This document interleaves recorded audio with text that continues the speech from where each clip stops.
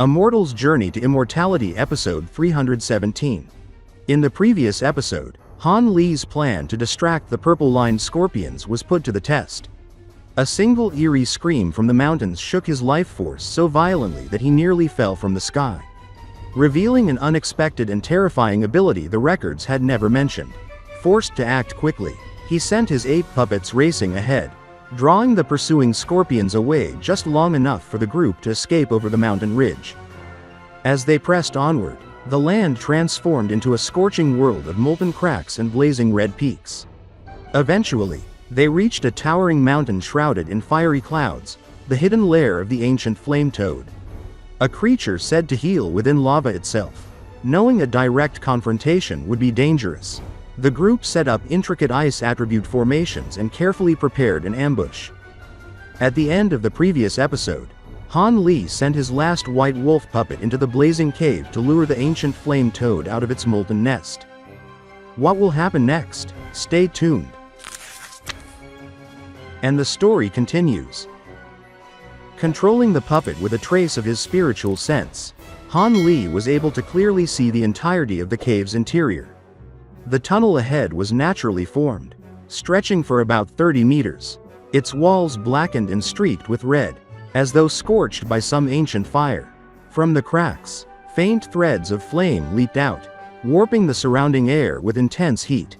Any ordinary cultivator venturing into this passage would quickly find themselves struggling to breathe, their bodies succumbing to the relentless heat.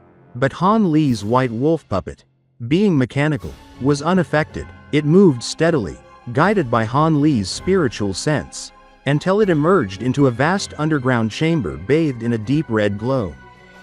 The chamber spanned approximately a kilometer in width, yet much of the floor was a roiling lake of boiling lava. The splashing and bubbling of molten rock created a terrifying chorus, filling the cavern with the unmistakable sense of imminent danger. Along the edges of this lake, the ground glowed scarlet, dotted with patches of rare greenery, spirit grasses that seemed to resist the extreme heat. Despite the presence of these unusual plants, the puppet showed no interest, instead directing its attention to a prominent stone platform that jutted from the lava. Atop this platform, a monstrous creature lay sleeping on its back. Its body, a striking fire-red hue, was enormous, 10 meters wide and nearly 20 meters long, and its breathing caused clouds of red mist to waft into the air. Han Li immediately recognized it as the ancient flame toad, a legendary beast whose presence alone radiated an aura of formidable power. Carefully examining it, he noted every detail: the thick limbs, the glowing skin, and the occasional puff of red vapor released with each breath. Yet his attention soon shifted to the platform itself.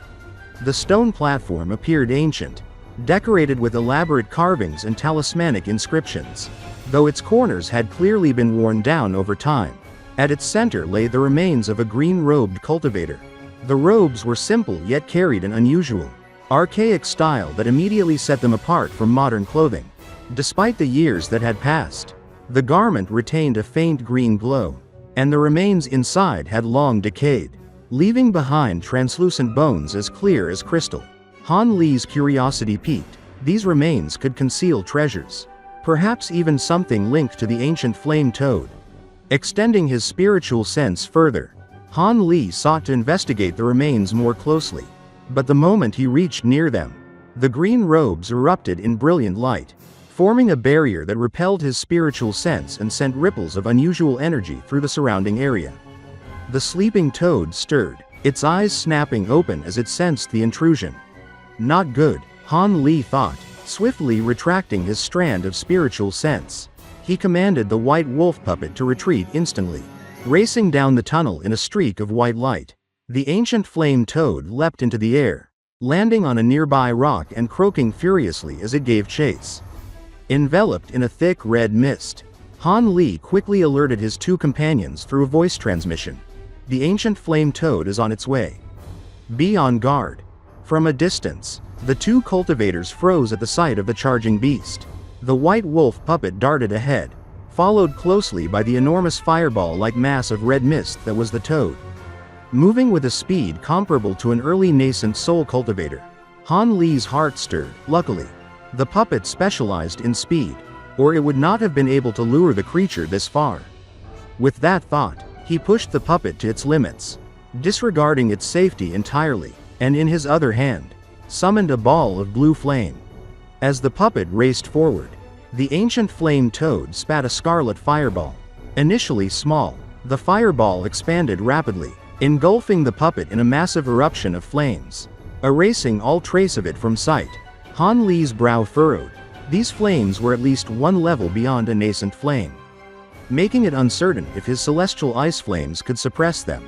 Yet he remained confident. He still had other methods: the formidable purple apex flames, the aureate sword formation, and a reserve of core formation grade puppets.